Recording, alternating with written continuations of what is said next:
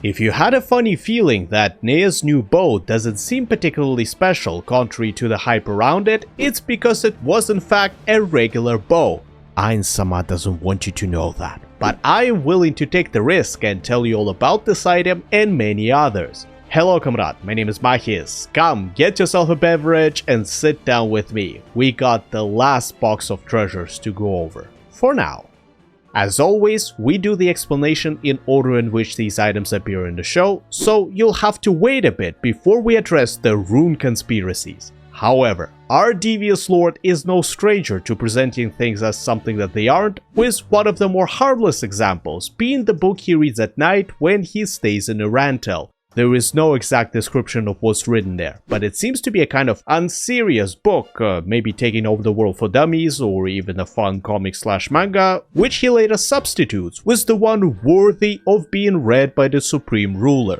We've heard it several times at this point. He gets tired of all this pretend to be the perfect being, so he looks for every opportunity to slack or do something recreational. It's not easy with so many eyes on him, and that's why Ain-sama resorts to means some consider to be unnatural.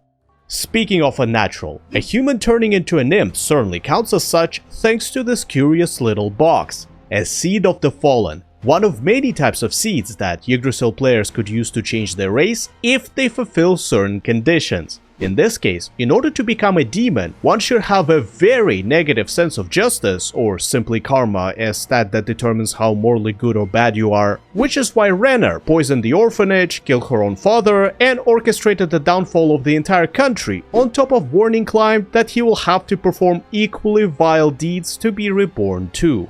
Yeah, all of that for some unused dick and a bit of entertainment. Another way to change your race in Yggdrasil is to evolve your avatar by using a special item like the Book of the Dead. Not to be confused with the Book of the Dead given to Fluder, as the Book of the Dead and the Book of the Dead are completely different, and it's very important to know the distinction. The first one allows the skeletal mage to turn into an elder lich after meeting certain conditions, and the second is just a copy of ancient Egyptian Book of the Dead.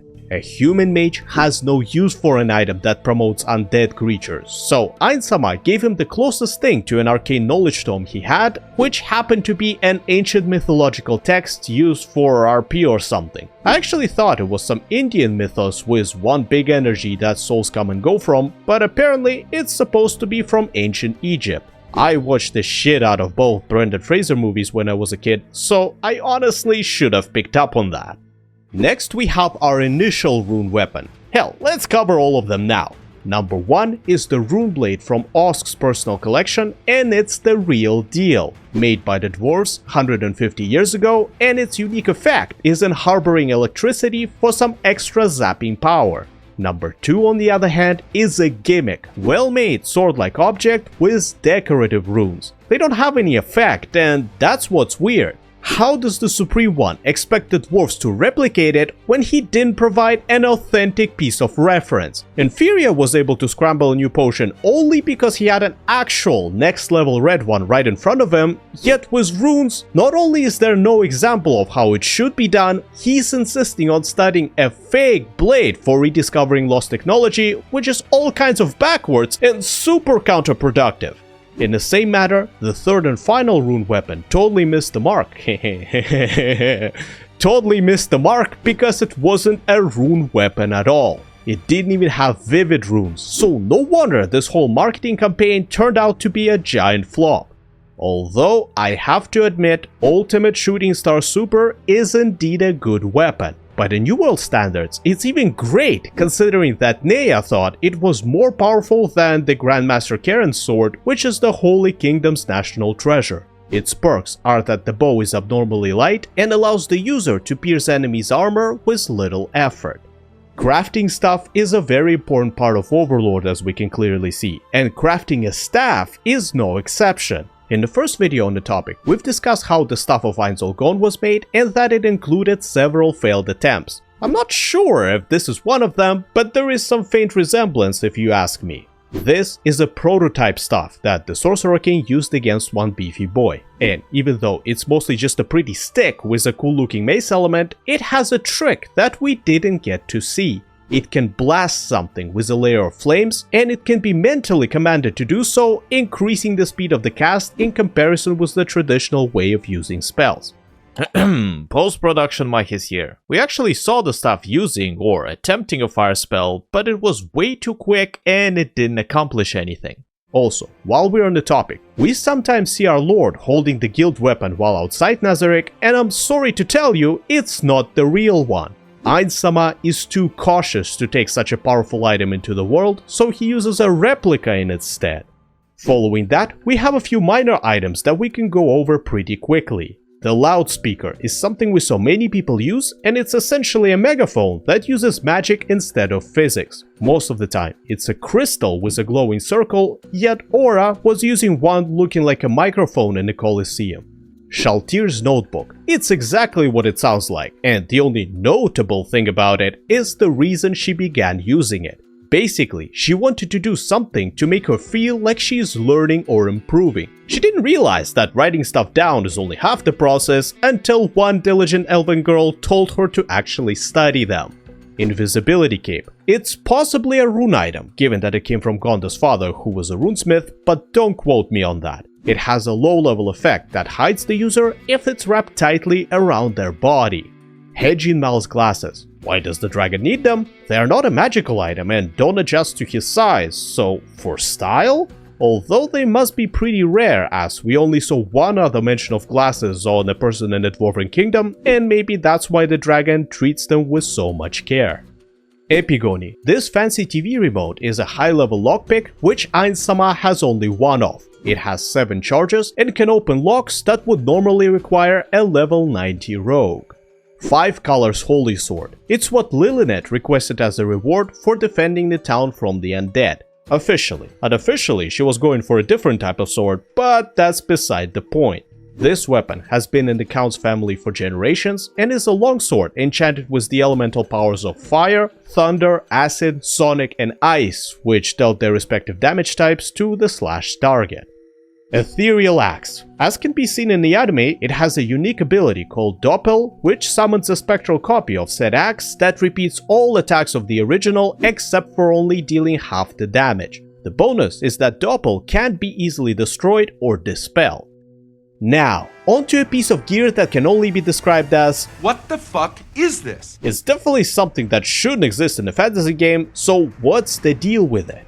Well, just like a whole expansion about pandas, it was an attempt to appeal to a different audience. Yggdrasil was out for a while by this time, and the mecha genre started getting popular in the gaming world, so the executives decided to release a whole new subclass of armor called the Power Suit and give it to all newly registered players to help them level faster.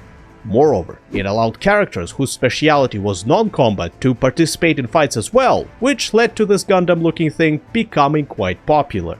The customization of the suit was its main selling point. Literally, since a good half of these options were behind paywall, while the rest required intense grinding. You could enchant it with various spells, it was immune to most hazardous environments including underwater, and its flying speed was greater than that of a fly spell. If you think that's a bit too much for a starting item, wait until you find out about it replacing your character stats with its own, excluding health and mana.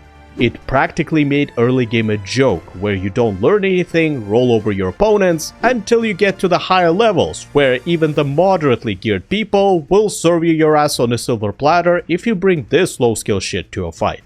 At most, the Power Suit could be about as strong as an average level 80 character. Yes, you could put 10 steer spells into it, yet there was a casting limit and various other restrictions, so at later stages of the game it became a hindrance more than anything else. The one Azus has, for example, is not even close to being the strongest. It's called the Armor of Reinforcement and has all the bells and whistles of the basic version, but its combat stats are not very impressive. To Nazarick, as the Guardians and Ainsama himself would have zero trouble dealing with it, which is something I can't say about the Pleiades to the armor's credit. Its main source of damage is the Arcane Rifle, which is actually a tier higher than that of Shizu's, capable of dispensing enough punishment to even melt a Death Knight, a tank summon with an unusually high HP pool.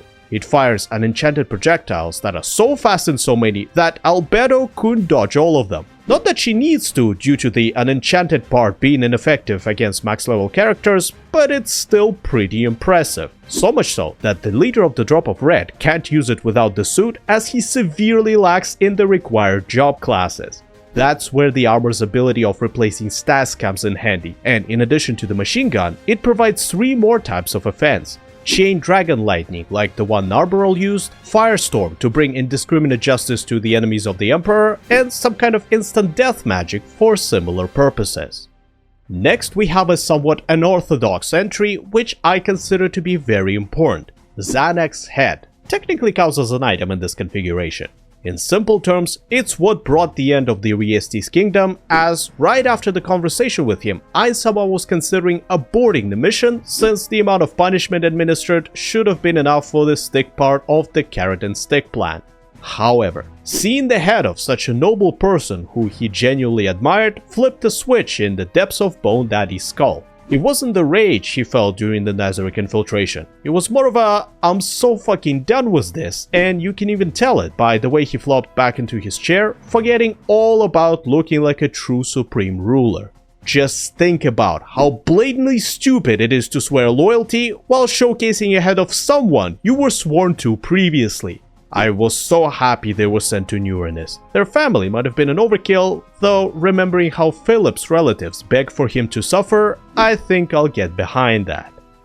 Back to the small but noteworthy items, the blasting stuff. My Bloodborne fanboy came out as soon as I saw it, and though these items are vastly different, they have one thing in common. This weapon can knock enemies away from you because it was designed to build distance as opposed to dealing damage. Perfect weapon for a mage going up against an enemy who likes to get up close and personal. The Riesti's treasures. It's not the armor and sword that we've talked about before, just symbols of the king and his rule. Ramposa agreed to hide them, hoping that the Sorcerer King won't raise the city this way, otherwise they have no practical value. A wooden necklace. This is actually a doll Neia carved herself, and Pavel, her father, as you can see the family resemblance, held on to it as a reminder for who he is fighting for.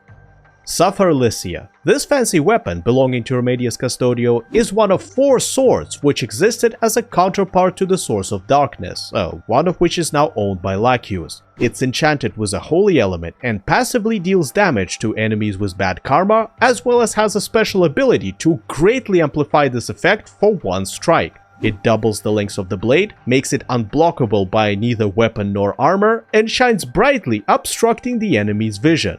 Very powerful attack indeed if the opponent is evil, but pretty useless if they are neutral or good. Like in the case of Vijar, who is just a warrior looking for a good fight, it didn't do anything at all.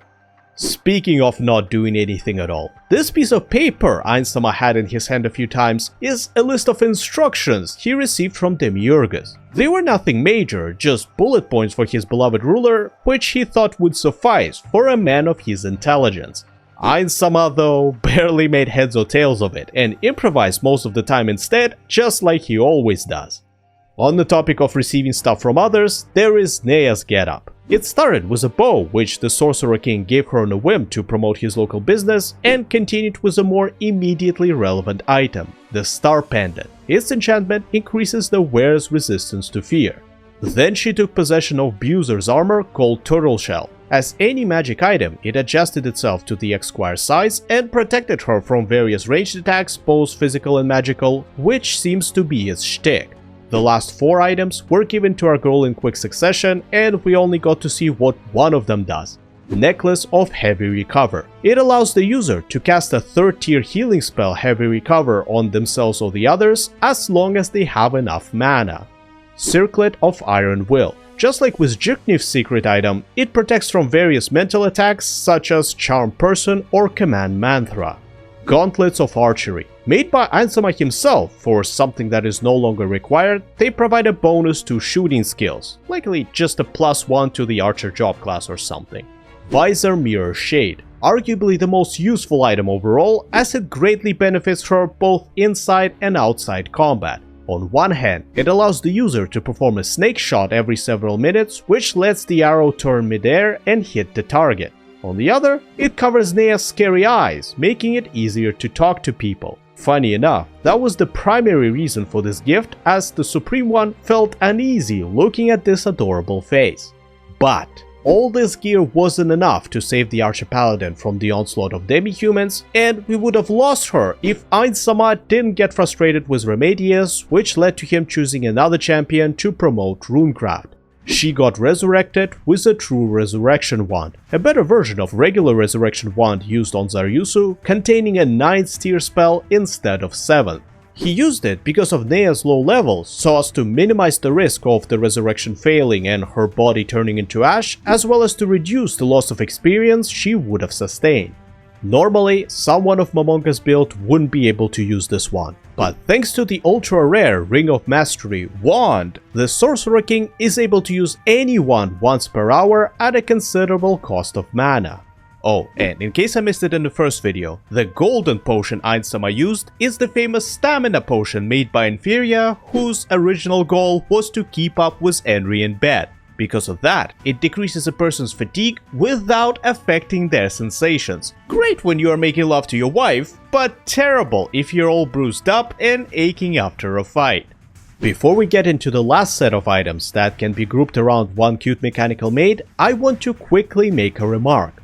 Remember how in the last video I said that Gazev's instant death resistant armor is pretty underwhelming? Well, we got an example of how useful it can be thanks to this Dark Souls reject. She had an item that gave her an immunity to death magic that had a 24-hour cooldown. Sure, it saved Narcine from the first death spell, but all Ainsama had to do was double tap with a reality slash to turn one enemy into two. Okay, on to Shizu and her shenanigans. Let's start with a bittersweet one, literally. The chocolate drink she shared with Neia is exactly what it sounds like. A thick, sweet liquid that brings joy to everyone, especially to dentists and dietologists. It's like a burger. You can be sad before or after eating one, yet I've never seen someone being sad while eating a burger. That's why one of the Supreme Beings, probably Ankor Mochi Mochi, I don't know for sure, said that growing fat on sweets is every woman's true wish. You might think it's stupid given current social tendencies, but in the world where Suzuki Satoru is from, this is in plain English a dream, since regular people over there survive on nutrient pills and almost never eat regular food, let alone sweet candies. Then there is a 1 yen sticker, a simple token of appreciation which Shizu places on things and people she finds cute. They don't come off that easily, so she carries around a solution to change their location if needed, as she is very particular about them and won't leave you alone until you have one somewhere. Finally, she has a few cool pieces of gear. We already know about the maid uniform that is as tough as plate armor, and the gun that is very flexible with several firing modes. The new ones are the scarf that has a few camouflage or ambush spells like short-term invisibility, and a bottle of perfume, which is a consumable sprayable item containing a first tier spell odorless for further identity concealment. They should have simply called it a deodorant, but perfume sounds nicer, especially within a game. She also has a combat knife, which is just a backup weapon and is not very exciting. That's about it for the Overlord items. There are plenty more in the light novel, yet I don't think I'll cover them since they are mostly niche and are not affecting the plot. As soon as they adapt another volume into an anime format, we shall continue, but for now, it was I, Machias, unloading somewhat useful information into the microphone. Have a great, whatever time of the day you have. Until next time, cheers. Took possession of Buser's armor called Turtle Shell. Buser's armor called Turtle Shell. Of Buser's armor called Turtle...